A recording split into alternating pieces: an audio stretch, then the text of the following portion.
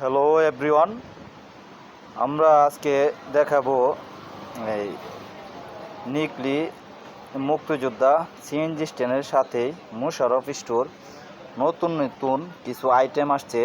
যে গরম পড়তেছে, যার ফলে মোশাররফ স্টোরে এই আইটেমগুলো ওঠানো হয়েছে। যে খেজুর গুড় আইসক্রিম, এটা নতুন দেখলাম আজকে। এটা এখানে আসলে পাবেন।